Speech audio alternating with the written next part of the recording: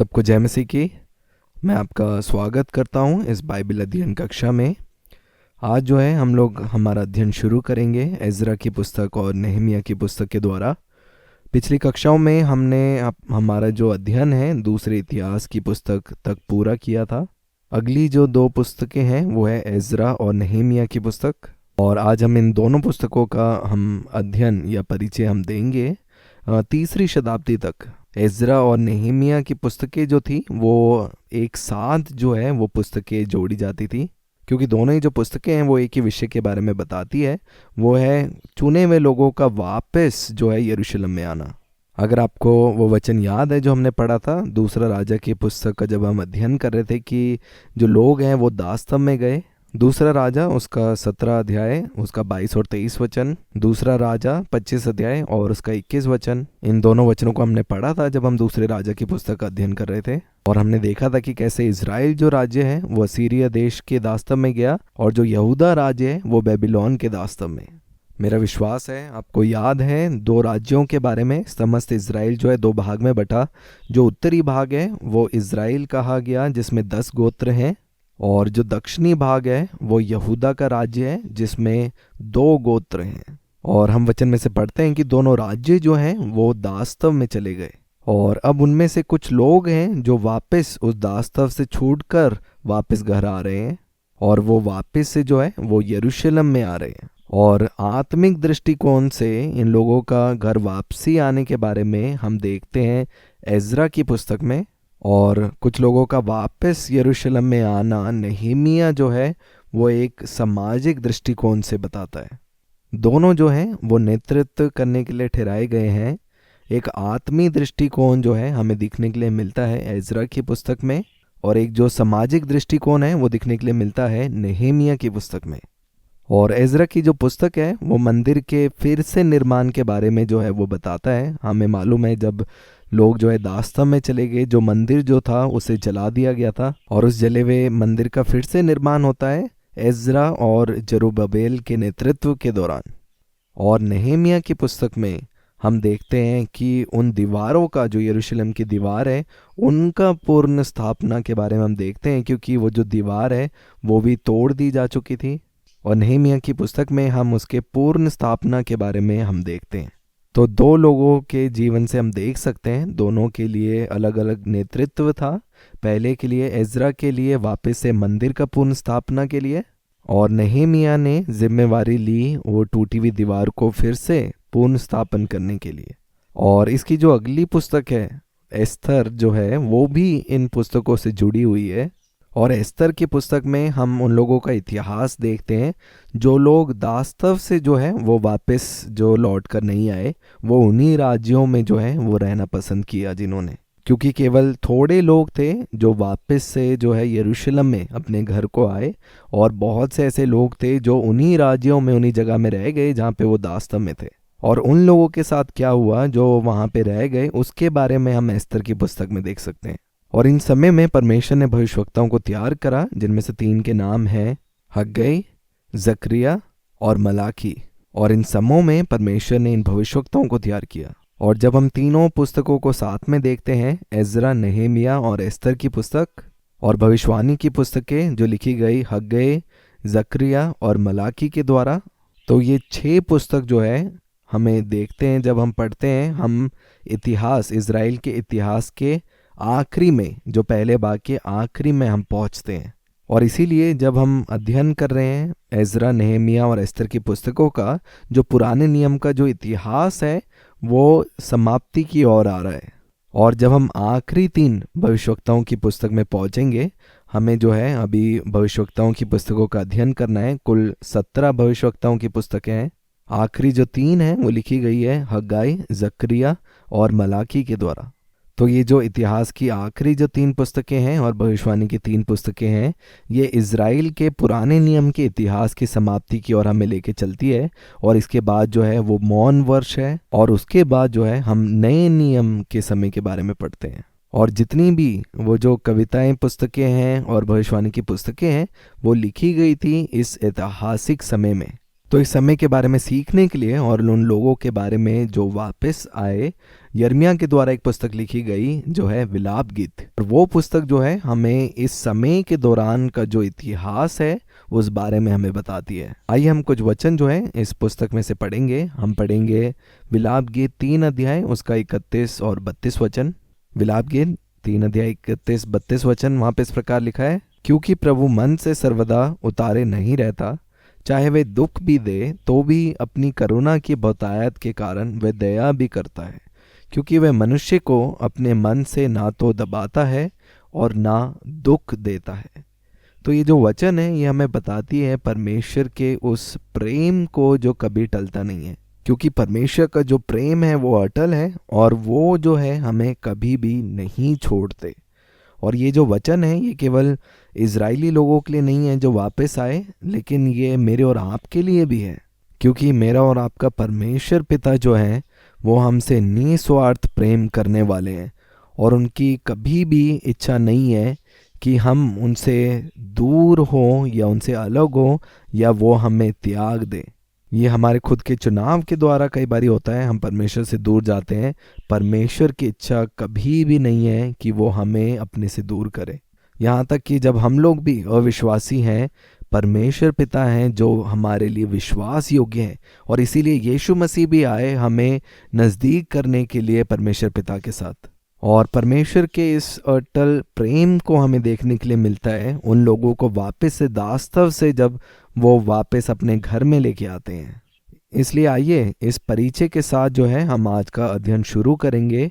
एक एक करके हम इन पुस्तकों का जो है अध्ययन करेंगे। सबसे पहले एजरा की पुस्तक, फिर नहमिया की पुस्तक और उसके बाद एस्तर की पुस्तक का अध्ययन हम करेंगे। आज की पुस्तक में हम एजरा का अध्ययन करेंगे। इस पुस्तक का जो मुख्य संदेश है वो परमेश्वर के वचन के महत्वपूर्णता के बारे में है। जो एजरा की पुस्तक है वो बताती है परमेश्वर के वचन के महत्व, चाहे हमारा वो आत्मिक जीवन है, चाहे हमारा वैवाहिक या सामाजिक जीवन है, उसमें परमेश्वर की क्या महत्वपूर्णता है उसके बारे में ये पुस्तक बताती है। मेरा विश्वास है आप लोगों ने इसे समझा।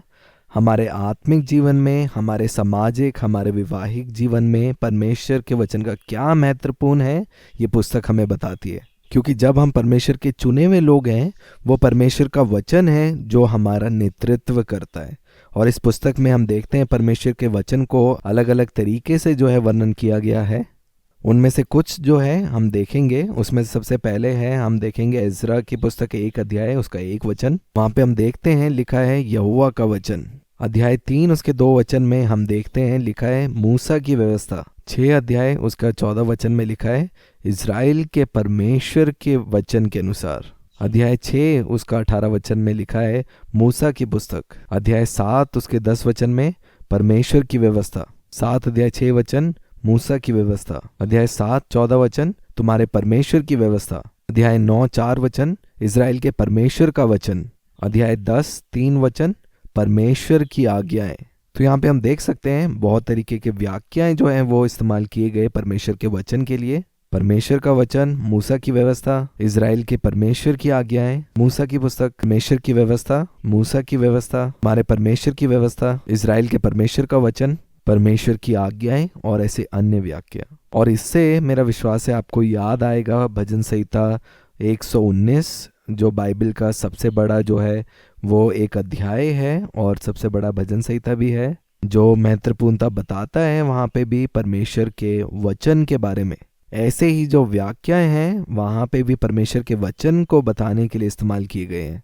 परमेश्वर की व्यवस्था, परमेश्वर की आज्ञाएं, परमेश्वर के नियम, परमेश्वर का वचन, परमेश्वर की विधियां। और इन शब्दों का उपयोग भी जो है हमें भजन संहिता 119 में दिखता है। और ऐसा मानना है कि ये जो भजन संहिता ये एजरा के द्वारा लिखा गया है, क्योंकि बहुत से बाइबल स्कॉलर, बाइबल विश्लेषक हैं जो कहते हैं जो भजन संहिता 119 है वो एजरा के द्वारा लिखा गया। तो एजरा की पुस्तक जो है परमेश्वर के वचन के महत्वपूर्णता के बारे में हमें बताती है हमारे आत्मिक जीवन में, हमारे सामाजिक जीवन में। एजरा की पुस्तक में हम देख सकते हैं 2 पहलू हैं। एक जो है भविष्य का दृष्टिकोण है और एक जो है भूतकाल का दृष्टिकोण बताती है। एक ऐसे दृष्टिकोण प्रस्तुत करती है जिसमें हमें आगे भी देखना है और पीछे भी जो है समय में हमें देखना है। और जब हम पीछे की ओर देखते हैं, हम पाते हैं दूसरा निर्गमन इजरायली लोगों का दास्तव में से। पहला जो निर्गमन था इजरायली लोगों का मिस्र देश से था, मूसा की नेतृत्व के दौरान। और इस समय में हम जो है वो दूसरा निर्गमन देखते हैं जो बेबीलोन के दास्तव से है। और इस समय जो नेतृत्व कर रहा है वो एजरा है। पहले निर्गमन में नेतृत्व करने के लिए जो व्यक्ति ठहराया गया था वो मूसा था, और दूसरा निर्गमन जो बेबीलोन के दास्तव से किया गया उसके नेतृत्व के लिए ठहराया गया एजरा को। और एजरा भी जो है मूसा के तरह एक उत्साहित नेतृत्व करने वाला एक व्यक्ति था। और दोनों एजरा और मूसा जो थे वो व्यवस्था देने वाले और वचन सिखाने वाले थे। इन दोनों के बारे में आप देख सकते हैं कि दोनों की दोनों जो थे वो लोगों को संभालने वाले या चरवाहा करने वाले थे। दोनों जो थे वो व्यवस्था देने वाले थे, जो दोनों जो है अच्छे शिक्षक भी थे, और जो परमेश्वर के द्वारा तैयार किए गए चुने गए लोगों को परमेश्वर के अनुग्रह को दिखाकर उनको दास्तव से आज़ादी की ओर लेके आने के लिए। मूसा जो है लोगों को जो मिस्र के दास्तव में थे उनको छुड़ा कर लेके आया, और एजरा जो है जो लोग बेबीलोन के दास्तव में थे उन लोगों को छुड़ा के लेके आया। और ये था पीछे देखने वाला एक दृष्टिकोण। और जब हम आगे की और उस दृष्टिकोण से देखते हैं तो हम देखते हैं कि परमेश्वर कैसे सियोन को बनाते हैं, एक टूटे हुए स्थान को, जो आगे जाकर वो नई यरूशलेम का प्रतीक है। और हम देखते हैं उन टूटे हुए मंदिर और टूटी हुई दीवारों का पूर्ण स्थापना के बारे में। और जब हम आगे की ओर देख रहे हैं हम देखते हैं परमेश्वर जो एक नई यरूशलेम की तैयारी कर रहे हैं, जिसमें एक नया मंदिर और एक नई दीवारें बन रहे हैं। आप लोग जो है प्रकाशित वाक्य 21 और 22 अध्याय को आप पढ़ें, आपको इसके बारे में और जानकारी मिल जाएगी। पीछे की तरफ दृष्टिकोण से देखते हैं तो निर्गमन हमें दिखता है, और आगे की ओर देखते हैं तो वो नई यरूशलेम की एक आशा को हम देखते हैं। ये बातें जो हैं एजरा की पुस्तक में हमें देखने के लिए मिलती हैं। और जब हम एजरा की पुस्तक के लेखक के बारे में बताते हैं, ये बात बहुत स्पष्ट है कि एजरा स्वयं जो है इस पुस्तक का लेखक है। एजरा ने स्वयं जो है ये एजरा की पुस्तक लिखी गई है। और जब हम इस पुस्तक के रूपरेखा के बारे में देखते हैं तो कुल 10 अध्याय इसमें हैं, और इसके अध्ययन करने की सरलता के लिए हम इसका विभाजन करेंगे। इसको 2 भाग में हम बांट सकते हैं, 1 से 6 अध्याय और 7 से 10 अध्याय। 1 से 6 अध्याय पहला भाग और 7 से 10 दूसरा भाग। पहला भाग 1 से 6 अध्याय बताता है उन लोगों की वापसी के बारे में जो जरुब्बाबेल के नेतृत्व में हुआ, और दूसरा भाग 7 से 10 अध्याय जो है उन लोगों के घर वापसी के बारे में बताता है एजरा के नेतृत्व पे। तो 2 लोग चुने गए नेतृत्व करने के लिए, लोगों को दास्तव से छुड़ाकर वापस यरूशलेम लेके आने के लिए, जरुब्बाबेल और एजरा। पहले जो 6 अध्याय हैं वो बताती हैं जरुब्बाबेल के नेतृत्व में निर्गमन के बारे में, और इसका जो दूसरा भाग है 7 से 10 अध्याय वो एजरा के नेतृत्व काल के बारे में बताता है, जिस काल में जो लोग हैं एजरा के साथ वापस जो है उस दास्तव से यरूशलेम में आए। और अब हम इन दोनों भाग में और अधिक गहराई में चलेंगे।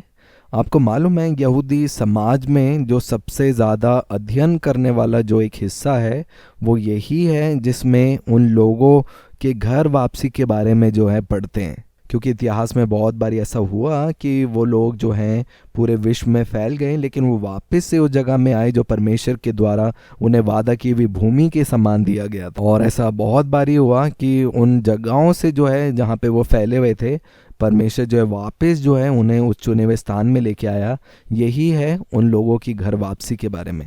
तो बेबीलोन के दास्तव के बाद उनकी जो घर वापसी है उस समय के इतिहास के बारे में इस पुस्तक में लिखा है, और इसके बारे में जो है बहुत समय पहले परमेश्वर के द्वारा जो भविष्यवक्ताएं चुने गए थे उनके द्वारा जो है भविष्यवाणी की गई थी कि कैसे लोग जो है दास्तव में जाएंगे, और दास्तव के बाद उस निर्गमन के बारे में भी, घर वापसी के बारे में भी जो है वचन में लिखा गया था पहले से। और ये बहुत सी भविष्यवाणी उस समय में आई जब उस समय के जो बेबीलोन के राजा भी जो है वो जन्म नहीं लिए थे। उन समय में भी परमेश्वर ने अपने भविष्यवक्ताओं के द्वारा जो है वो संदेश अपने लोगों को दिया। कुछ उदाहरण जो है मैं आपके सामने पढ़ना चाहता हूँ। हम इसे देख सकते हैं सबसे पहले यशायाह की पुस्तक में 24 अध्याय 28 से 45 वचन, 4 और 13 वचन। आप इस वचन को जो है आप लिख सकते हैं। यशायाह की पुस्तक उसका 24 अध्याय 28 से 45 वचन, 4 और 13 वचन। इनमें से कुछ वचन जो है मैं आपके लिए पढ़ूंगा। यशायाह की पुस्तक उसका 44 अध्याय उसका 28 वचन में इस प्रकार से लिखा है, जो कुस्रू के विषय में कहता है, वह मेरा ठहराया हुआ चरवाहा है और मेरी इच्छा पूरी करेगा। यरूशलेम के विषय कहता है, वह बसाई जाएगी और मंदिर के विषय तेरी नींव डाली जाएगी। इससे पहले जो है लोग दास्तव में जाते और दास्तव से छूटकर वापस आते। परमेश्वर जो है अपने लोगों से यशायाह नबी के द्वारा बातचीत कर रहे हैं कि जैसा अभी हमने वचन में पढ़ा कि मंदिर के विषय में कि तेरी नींव जो है वो डाली जाएगी। और ये भविष्यवाणी जो है परमेश्वर अपने नबी यशायाह के द्वारा करते हैं। और आगे हम देखेंगे यशायाह की पुस्तक उसका 45 अध्याय उसका 13 वचन में, यहाँ पे भी राजा क्रूसू के बारे में, जो पर्सिया का राजा है, उसके बारे में लिखा है, मैं ही ने उस पुरुष को धार्मिकता में उभारा है और मैं उसके सब मार्गों को सीधा ठहराऊंगा। वह मेरे नगर को फिर बसाएगा और मेरे बंदियों को बिना दाम या बदला दिए छुड़ा देगा। सेनाओं के यहोवा का यही वचन है। ये भविष्यवाणी जो राजा क्रूसो के लिए हुई थी, उस समय में उनका जन्म भी नहीं हुआ था। और जब हम यिर्मयाह की पुस्तक में देखते हैं 25 अध्याय 11 और 12 वचन में इस प्रकार से लिखा है, सारी जातियों का ये देश उजाड़ ही उजाड़ होगा और ये सब जातियां 70 वर्ष तक बेबीलोन के राजा के अधीन रहेगी। जब 70 वर्ष बीत चुके तब मैं बेबीलोन के राजा और उस जाति के लोगों और कसदियों के देश के सब निवासियों को अधर्म का दंड दूंगा। यहोवा की यही वाणी है। और जब हम देखते हैं यिर्मयाह 29 अध्याय 10 और 11 वचन, वहाँ पे इस प्रकार से लिखा है, यहोवा यूँ कहता है, बेबीलोन के 70 वर्ष पूरे होने पर मैं तुम्हारी सुधि लूँगा और अपना ये मन भावना वचन कि मैं तुम्हें इस स्थान में लौटा ले आऊँगा पूरा करूँगा। क्योंकि यहोवा की ये वाणी है कि जो कल्पनाएं मैं तुम्हारे विषय में करता हूँ उन्हें मैं जानता हूँ, वे हानि की नहीं वरन कुशल ही की है और अंत में तुम्हारी आशा पूरी करूँगा। ये जो वचन हम पढ़ते हैं ये उस समय में भविष्यवाणी के रूप में दिए गए, इससे पहले कि लोग जो है वो दास्तव में जाते और दास्तव से वापस जो है वो घर वापसी करते। और जब हम वापस एजरा के पुस्तक में आते हैं उसका 1 अध्याय 1 से 3 वचन में, तब हम वो भविष्यवाणी भी देखते हैं और उस भविष्यवाणी का जो पूरा होना है उसके विषय में हम यहाँ पे वचन में पाते हैं। पहला वचन जो है मैं आपके लिए पढ़ूंगा। एजरा की पुस्तक 1 अध्याय उसके 1 वचन में लिखा है, फारस के राजा क्रूसो के पहले वर्ष में यहोवा ने फारस के राजा क्रूसो का मन उभारा कि यहोवा का जो वचन यिर्मयाह के मुंह से निकला था वह पूरा हो जाए। इसलिए उसने अपने समस्त राज्य में ये प्रचार करवाया और लिखवा भी दिया। देखिए, जो भविष्यवाणी यशायाह और यिर्मयाह नबी के द्वारा परमेश्वर ने की थी उनको पूरा होते हुए हम देखते हैं एजरा के शुरुआती अध्याय में। और क्रूसो राजा की जो घोषणा है उसके बारे में हम देख सकते हैं 2 से 4 वचन में। और जब हम इन वचनों को पढ़ते हैं तो हम देखेंगे कि कैसे परमेश्वर ने अपने वादों को पूरा किया जो उन्होंने दिया था अपने नबियों यशायाह और यिर्मयाह के द्वारा। और जब हम 2 अध्याय में आते हैं हम पाते हैं उन लोगों के नाम और उन लोगों की गिनती के बारे में जो लोग वापस जो है घर वापसी की जिन्होंने।